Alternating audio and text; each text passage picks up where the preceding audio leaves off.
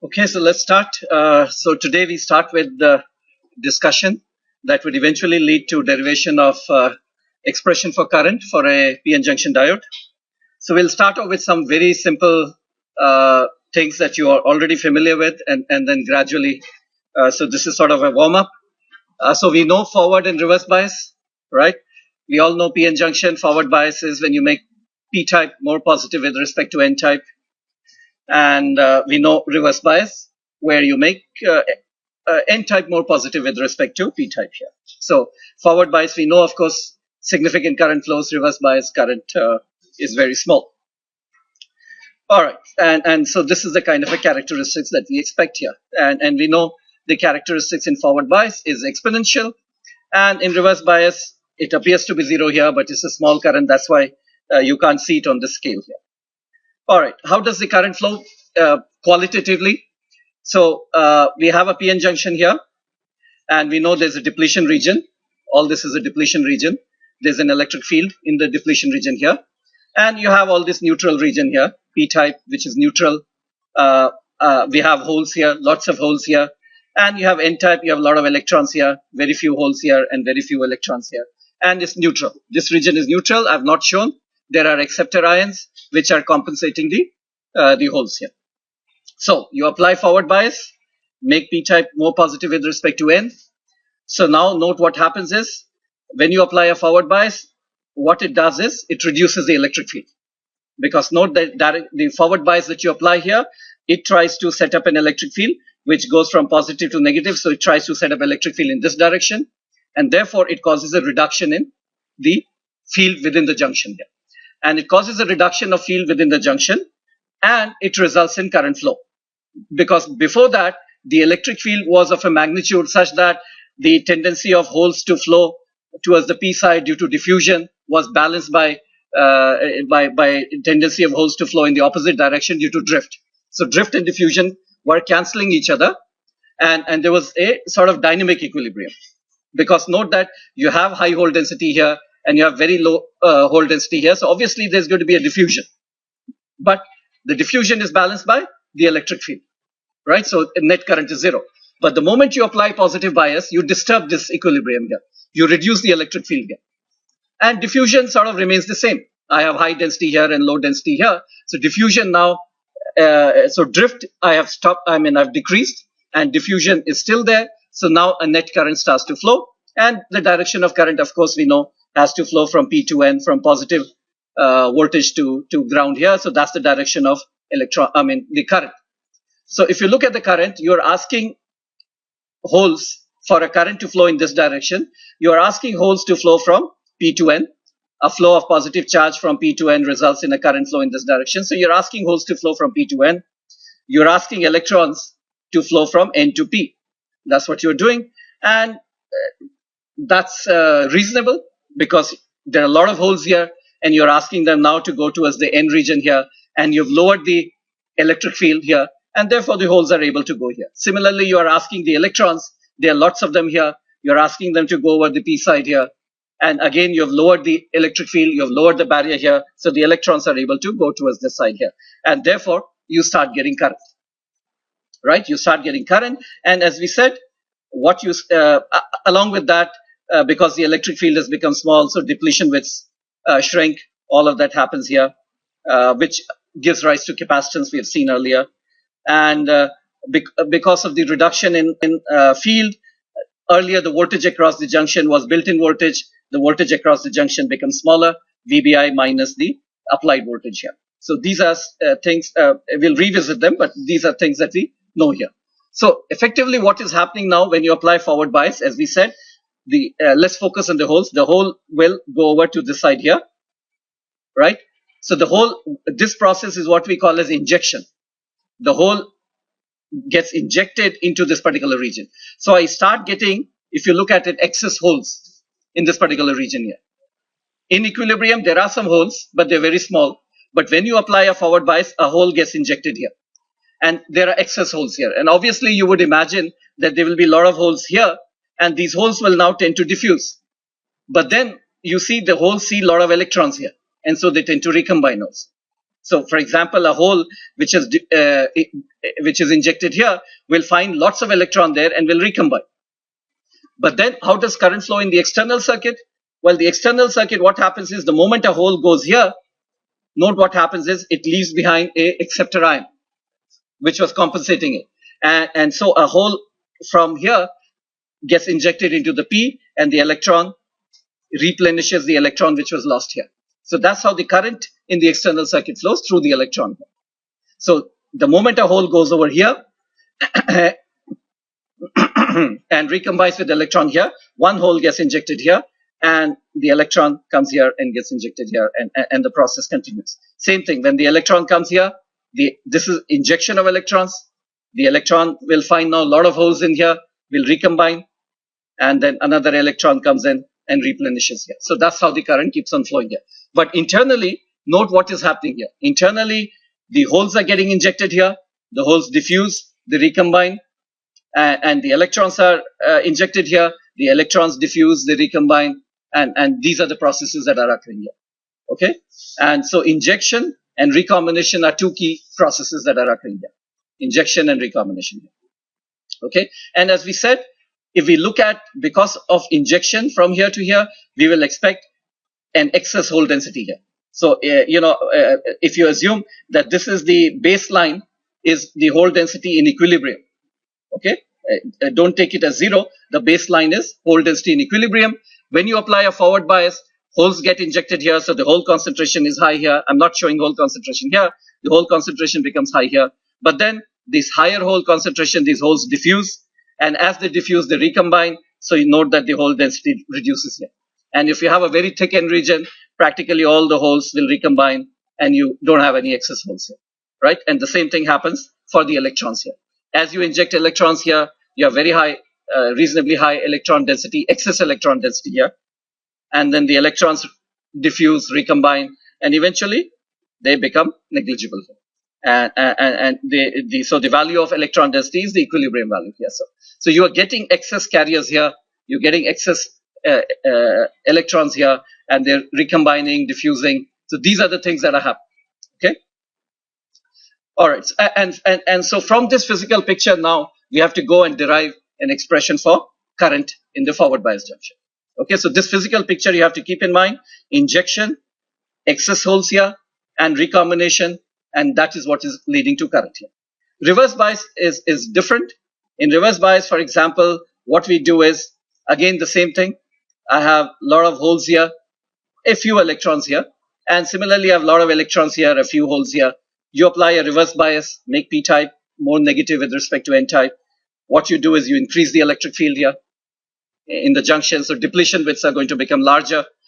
Now, note that you have applied a negative bias here. So you're asking current to flow in this direction. Current should flow from the ground to the negative terminal here, which means you're asking holes to flow in this direction, holes being positively charged, so holes have to flow here. And you're asking electrons to flow in this direction here, to give rise to current in this direction here.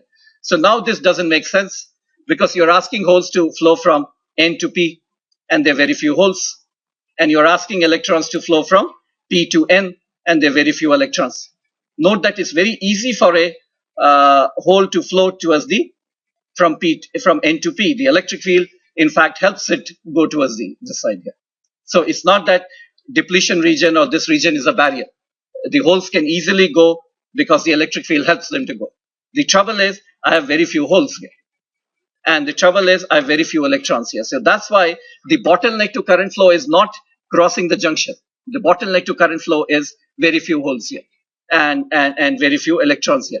And that's why we get very little current.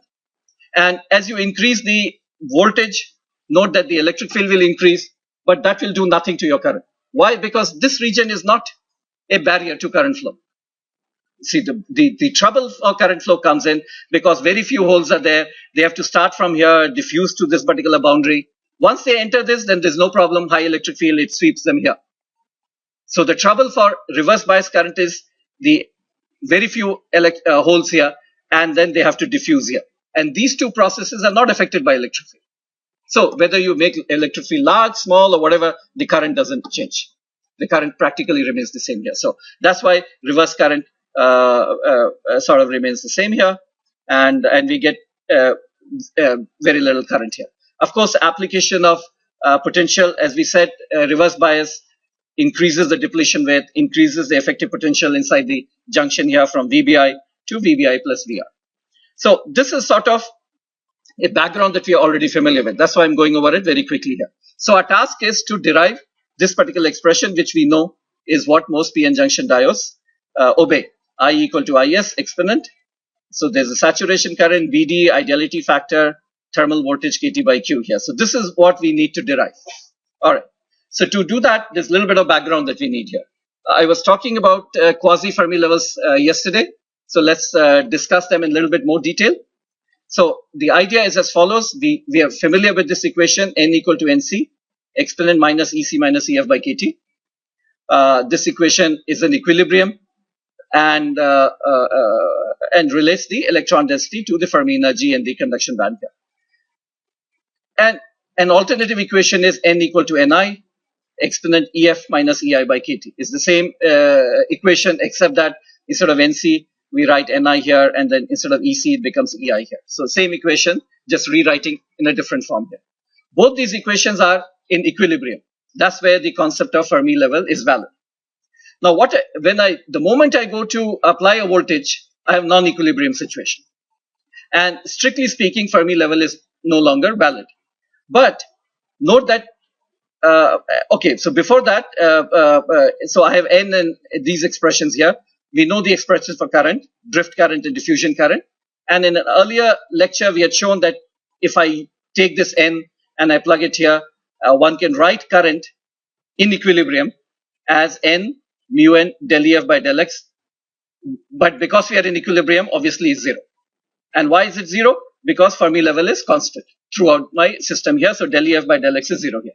All right. So this is the expression for current. One can also write current as in this form, but it's 0 because Fermi level is constant. Okay. All right. So these are at equilibrium.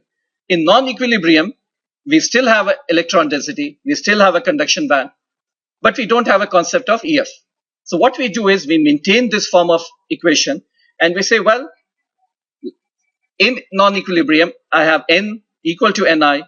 EI is there as before. We introduce a new concept called electron quasi-Fermi level, EFN. Okay. So it's a new variable that is being introduced. Okay. EFN here. Obviously, if I have equilibrium, then EFN will be equal to EF. But if I have non-equilibrium, then EFN has a certain different value. We don't know what it is right now, but it has a certain different value here.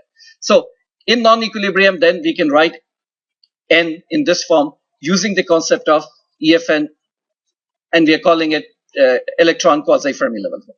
Okay. Why? Because in equilibrium, EFN then becomes equal to EF. In non-equilibrium, as I said, we don't know. We'll try and find out what its value is. Okay. So that's the electron quasi-Fermi level. Same thing. Now, if I use this equation EFN, then just like I had this equation and I arrived at this particular expression for current, similarly, if I use this one, I'll arrive with this expression for current here. Jn equal to N mu N del EFN by del X. Now, because it's non-equilibrium, I have an electron current flowing. This will no longer be 0. So there will be a gradient in EFN, electron quasi-Fermi level, right? So there will be a gradient here. It cannot be a constant. Otherwise, Jn is 0. All right. So that's for electrons. Same thing I can write for holes.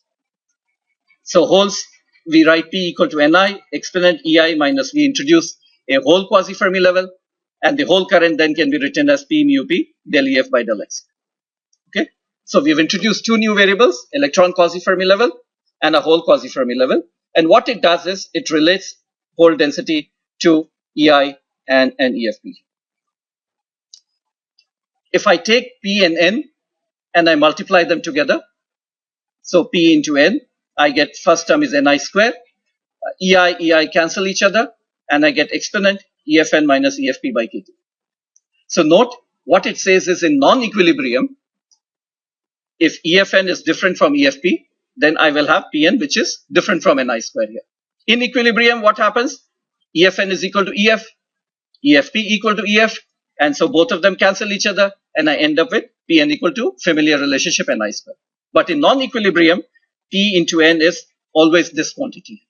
Okay. So if you want to know what is P into N equal to, you have to know what is EFN and what is EFP. Okay. So again, equilibrium is EFN, electron quasi-Fermi level is same as hole quasi-Fermi level is equal to the Fermi level. And then the equations boil down to a normal equation. All right, let's try and understand these quasi-Fermi levels in a little bit more detail. Let's look at this problem here. This is something that we had discussed earlier. So suppose I have a bar of N-type semiconductor. Both sides are ground. I don't apply any voltage here. Remember that a bar of N-type semiconductor is nothing but like a resistor. And if you don't apply any voltage, no current is going to flow. Okay. But then what I do is I shine light onto my N-type semiconductor. So light and the generation rate, let's assume, is 10 to the power 19 per centimeter cube per second here. That's the generation rate inside the semiconductor here. And let me give you a lifetime. Whole recombination lifetime is 10 microsecond here. Okay. So what I want to know is what is the excess, in equilibrium, I know electron density is 10 to the power 16. Hole density is Ni square over Nd. Ni is roughly 10 to the power 10. So hole density is about 10 to the power 4. So equilibrium, I know. In non-equilibrium, I want to know what is electron density, what is hole density. Okay. And this is something that we had seen earlier. The way you answer this problem is you go to whole continuity equation. Del P by del T is minus 1 over Q and all that. We are talking about steady state.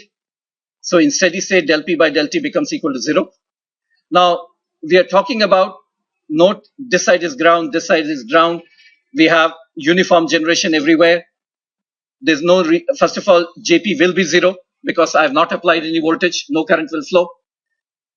And even if, let's say, some current were flowing, we would expect the same current to flow everywhere because of the nature of the problem, because of symmetry. Same generation rate, same doping, same everything here. So I would have del JP by del X equal to 0.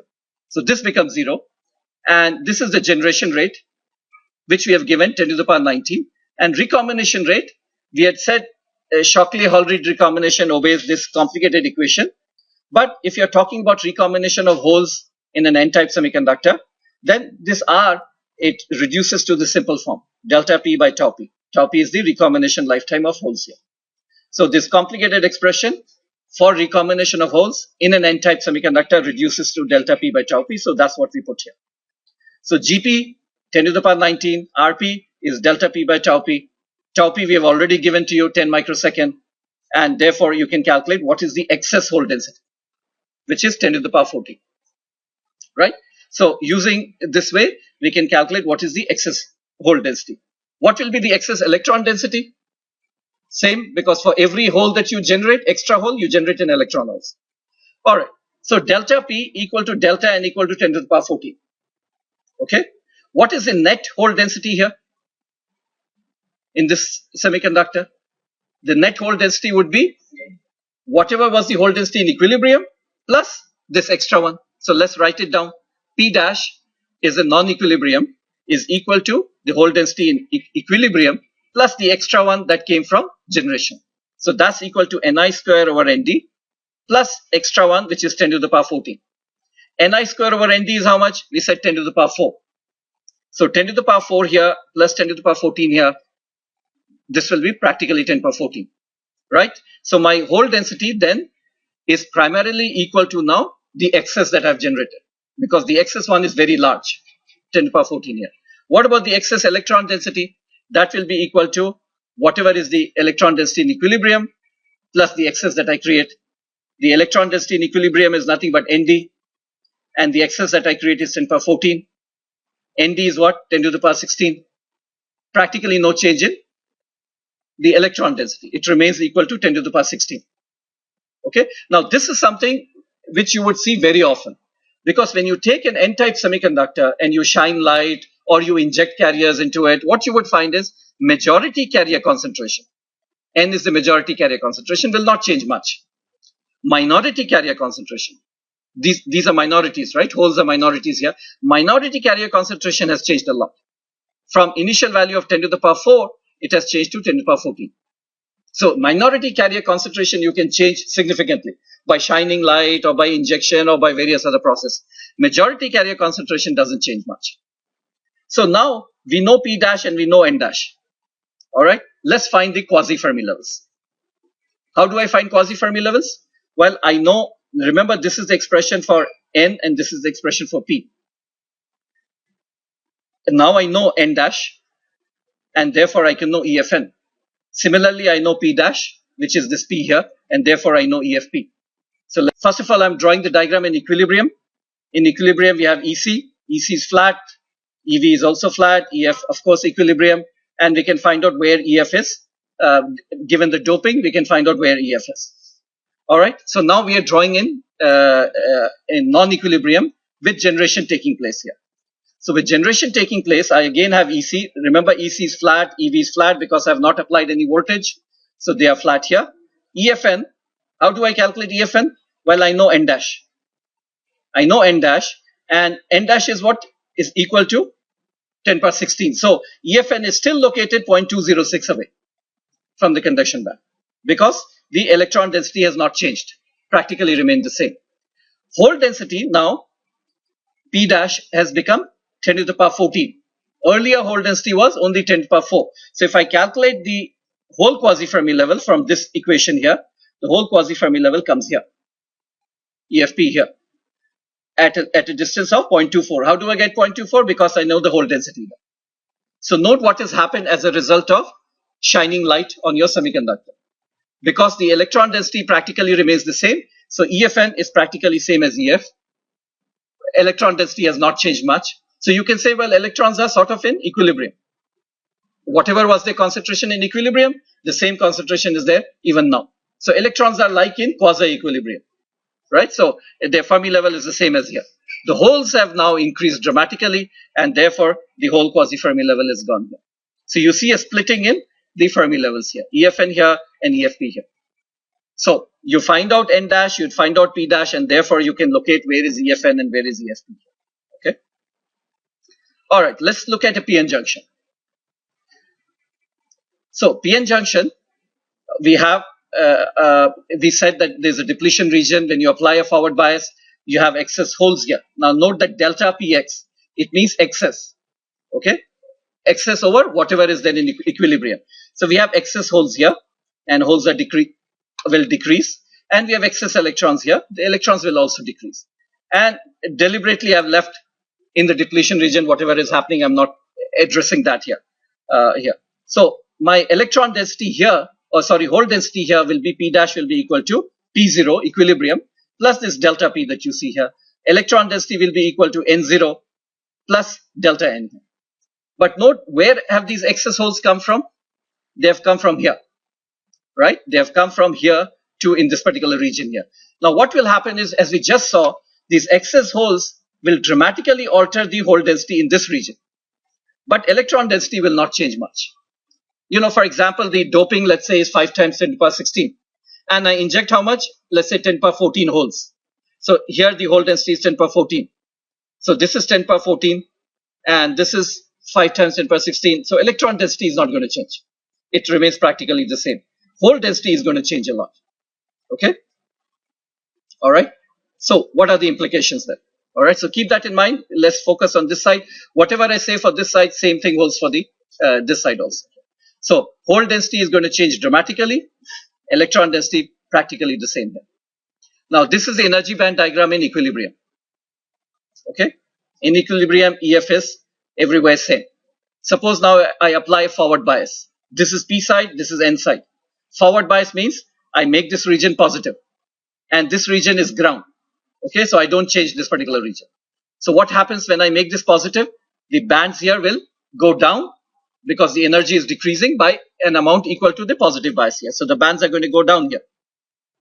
Note this will come down, and again the valence band will also come down. This side it remains the same because this side is still connected to ground. Okay, so still the same. So my energy band diagram then becomes like this here and becomes like this here. Note that voltage across the junction now has become smaller. Okay, fine. So this is the energy band diagram then. The voltage now across the junction is earlier was VBI. Now it becomes VBI minus V, the amount by which the bands have come down, the voltage that you have applied here. Right. Now two other things I show here. When I look at this particular region here, right, this is the N-type region here. What did I say? The electron density here will not be changed much. So then I'm writing here EFN will be practically equal to what? Whatever was the electron Fermi level here. Can I locate the electron quasi-Fermi level here?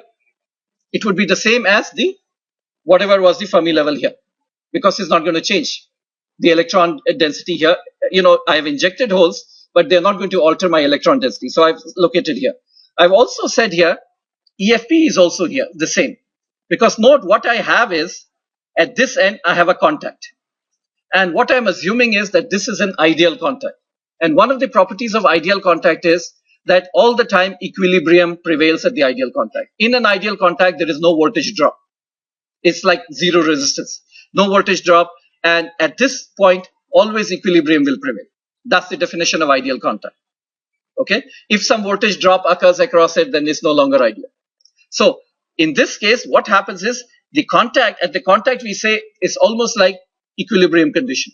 So EFN, of course, electron density is remains unaltered. So EFN is here, and we are saying EFP is also here, because that particular region is like in equilibrium, close to the contact here. Now, EFP on the other hand will be here. See, holes are not altered at this particular point, so the hole density would remain the same here, and therefore we can locate where EFP is. It would remain the same distance from the valence band as it was here, the hole density, the Fermi level here. So we can locate EFP, and because we are saying contacts are ideal, we know EFN also at this particular point. It's like equilibrium. And what is the difference between the two? If we look at it, the difference between the two will turn out to be the voltage applied. Because note, EF here is the same place, EF here is the same place, and the whole bands have come down by an amount QB. So the difference between the 2 points is QB. All right, so we know where the electron quasi-Fermi level is, where the whole quasi-Fermi level is here, far away from the junction. Similarly, we know where the whole quasi-Fermi level is and where the electron quasi-Fermi level is far away. What happens as I go towards the junction? What will happen? Let's look at this particular equation here. As I go from, let's focus, as I go from here towards the junction, where are we? In the p-type region. Is my hole density going to change much? Majority carrier concentration, is it going to change much? No. So if hole density is not going to change, what will happen to EFP? EFP will remain flat. EFP will remain flat, right? What happens to EFN as I go from here? Majority carrier concentration doesn't change, so it remains flat. So as I go towards, it remains constant here, right? So let me draw the concentration here. I have taken EFN and I've made it constant right till this particular point. You agree? Right? Because why? This is the neutral region. The electron density has not changed much. Okay, so it should remain flat right up to this particular point. And similarly, the hole density remains constant, so it remains flat right up to this particular point here. Okay, and the difference between the two is equal to QB here. Now, what I've shown further is that the electron quasi-Fermi level is flat even within the depletion region, and flat even within the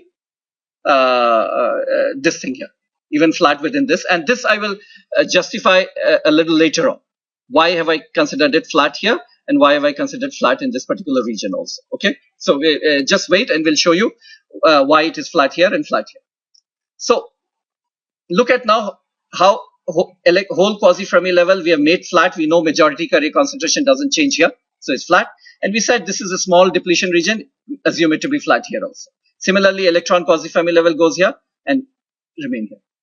Now, what happens if you take the whole quasi-Fermi level further into the N region? What will happen? Go back and see what is happening to the hole density. Hole density is reducing. What will happen to the whole quasi-Fermi level? It's reducing, and eventually excess hole concentration becomes equal to 0. What will happen to the whole quasi-Fermi level? Can everybody see? It will go like this here. Or the electron quasi-Fermi level goes like this here. Why? Because the hole density is decreasing. Hole density decreasing means what? The distance between the quasi-Fermi level and EV should increase. So that it goes like this here, here. Eventually what happens? I don't have any excess holes. An equilibrium condition prevails, and so EFP merges with EFN. Merges with EFN. EFN similarly, I have excess electron density, so there is a difference here. Excess electron density keeps on decreasing. Eventually excess electron density becomes negligible, so I have sort of equilibrium condition. No excess electron density, no excess hole density here, and therefore it merges with here. So note what is happening to the quasi-Fermi levels here. EFP stas remains flat. The moment you enter into this region here, it goes like this here. EFN stas here remains flat, and then in the end region starts decreasing. Okay, that's the behavior of EFN and EFP. Now this was the equation. Now see what we are able to get from here. N equal to Ni exponent EFN minus EI. We know these equations here, and we know Pn equal to Ni square exponent EFN minus EFP by Kt.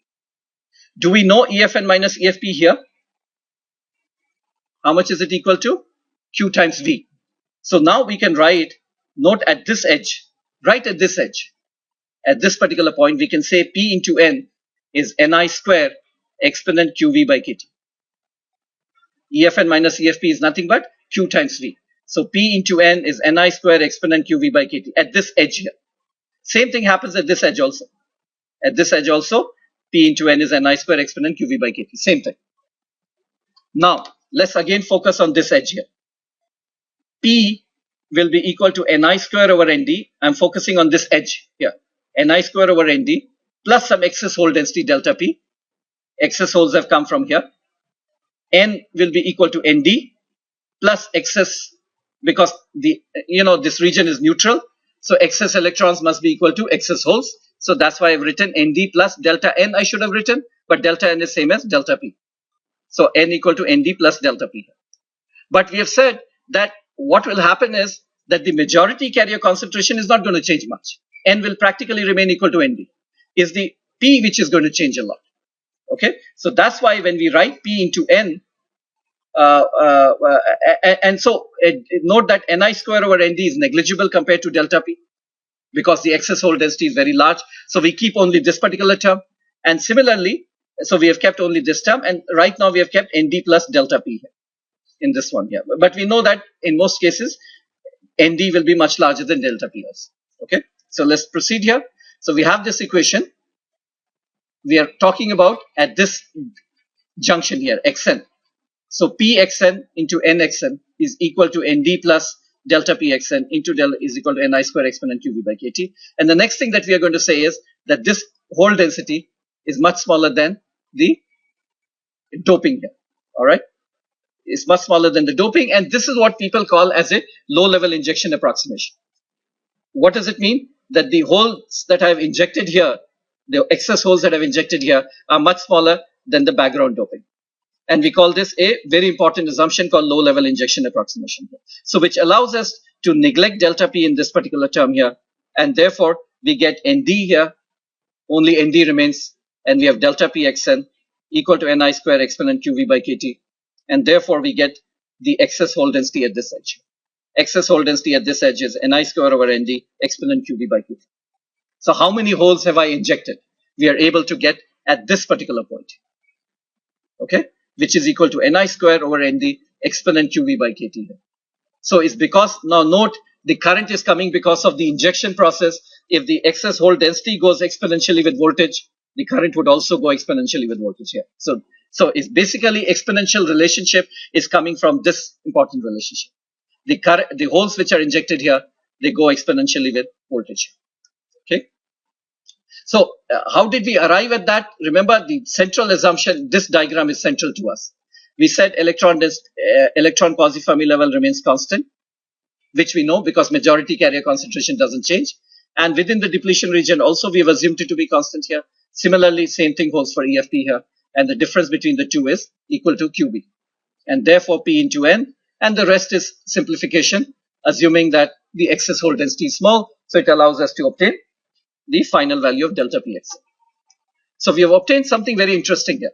We have obtained that if we have a forward bias, we know what is the excess hole density here, which is Ni square over Nd exponent QV by Kt. Same way, we know what is the excess electron density here at this edge, which is Ni square over Na exponent QV by kT. All right. So we know these two here. All right. So that's, let me come back to current. So that's a sort of background that I was giving you, background on electron quasi-Fermi level, hole quasi-Fermi level, and how we use it to arrive at the excess hole density here and the excess electron density here. And as I said, if we now go to continuity equation, we can get this variation here and get this variation here. All right. Let's come back to current here. So first thing I want to show you, which we know very well, that current in steady state is constant throughout. Okay. So steady state, what assumption do we make? Del P by del T is 0, del N by del T is 0. All right. So you put 0 here, you put 0 here. Okay.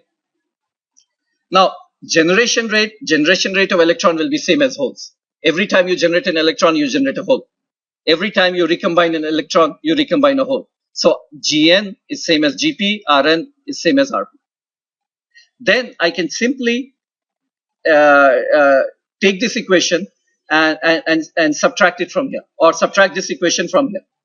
And what you will find is, because Gn is equal to Gp, Rn equal to Rp, you get 1 over Q del Gn by Jp del x equal to 0, which tells us that the total current is a constant in a device.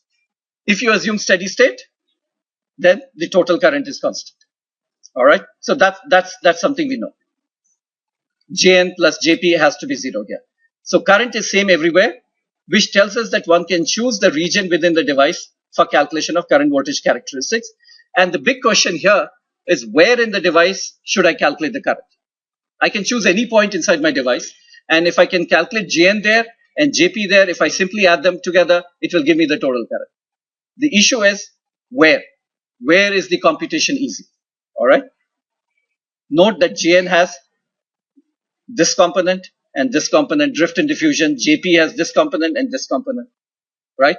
So in general, I have to find several things. I have to find the drift component of current, diffusion component of electron current, drift component of holes, diffusion component of holes. Then I have to add them up and then get the total current, right? So it involves a lot of calculations. So that's why we are looking for a place where my calculation becomes simple.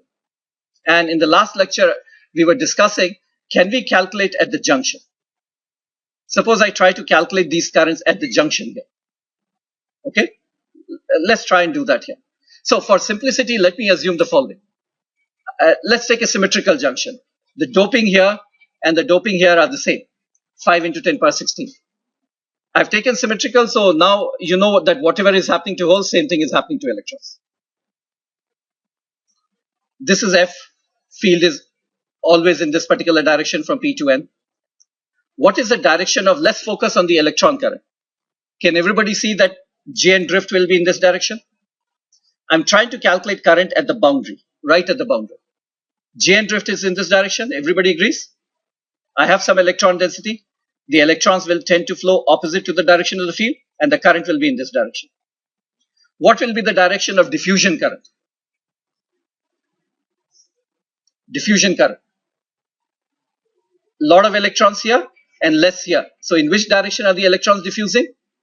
From right to left. What is the direction of diffusion current? Here. So diffusion current is opposite to the drift current here. Okay. And this is trouble. Okay. So let's do that here. So we have drift current and we have diffusion current. And we are trying to calculate the electron current at that point.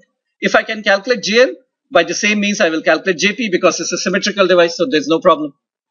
So now, if I want to calculate the drift component, what do I need to know? I need to find out what is N and what is electric field. Do I know electric field? How do I find electric field? This is a depletion region. We've already done the solution. We know how to find electric field. All right. What is N here at this point? At the junction. What is N? How do I find that out? Remember this expression here. So let's focus on this one. Can I say the following? N0 must be equal to P0. This is 0.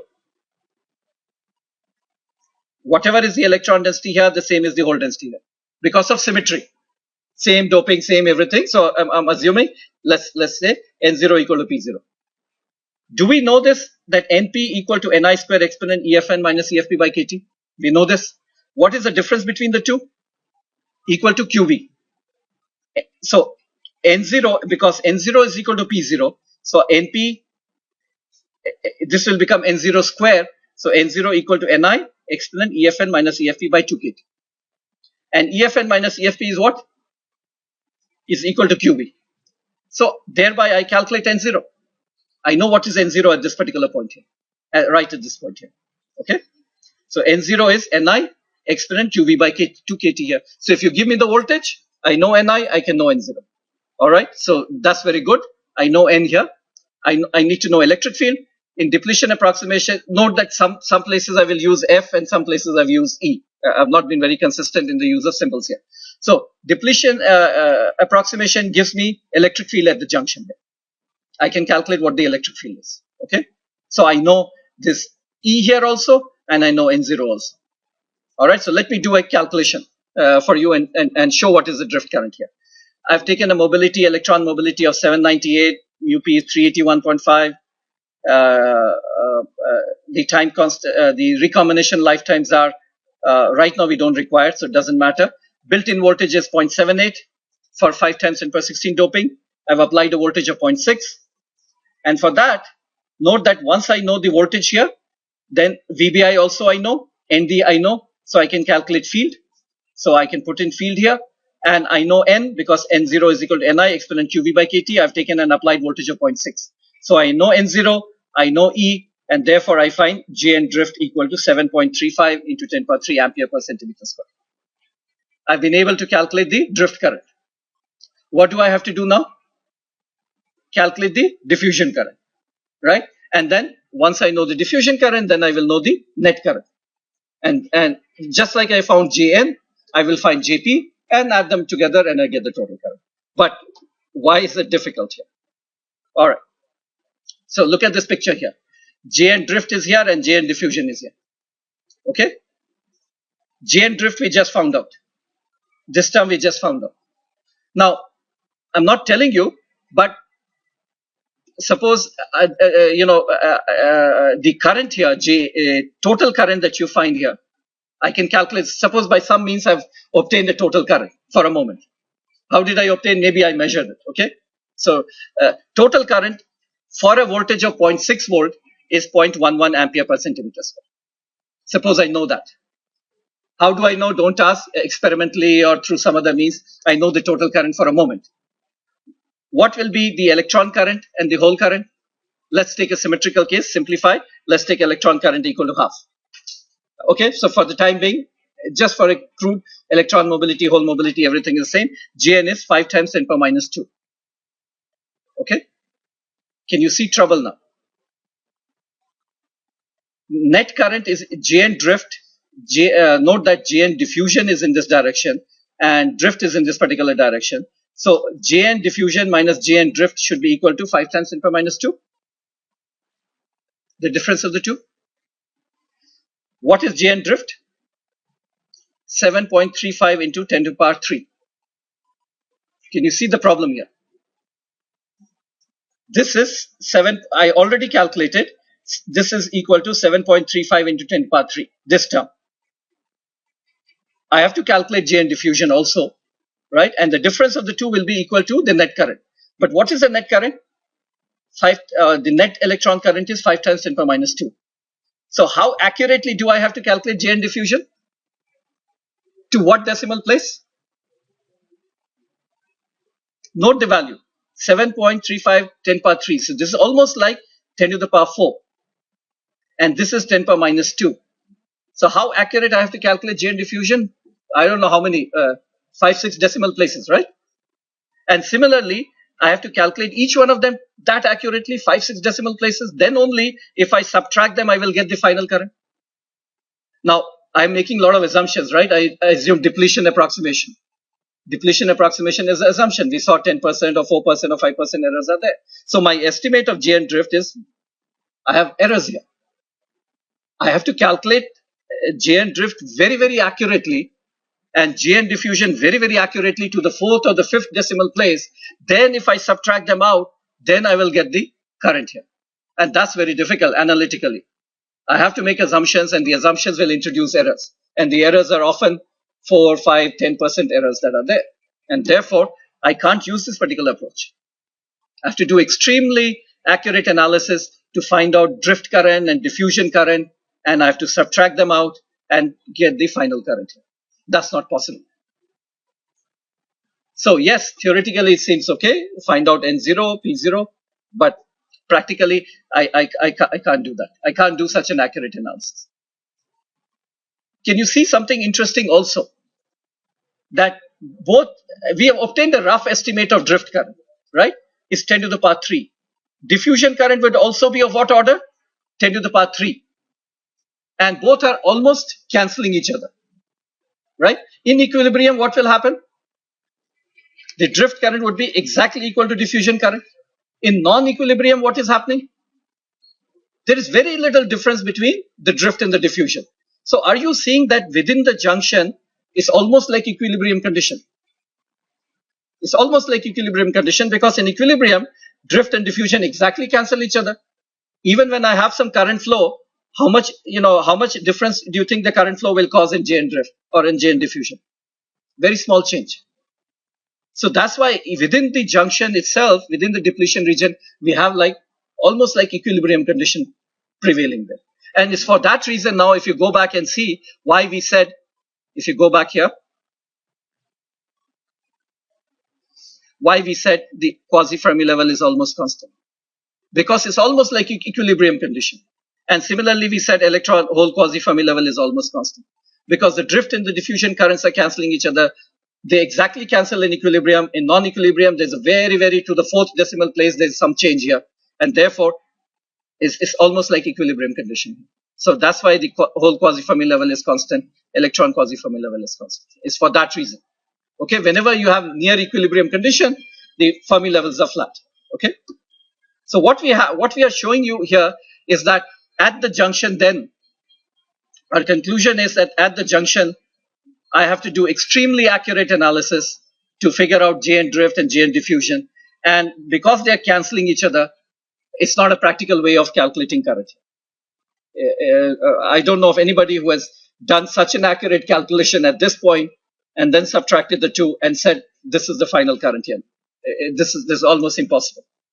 So this is not a good place to evaluate current. And in the next lecture, we'll see, well, what about, so one, we took at the junction.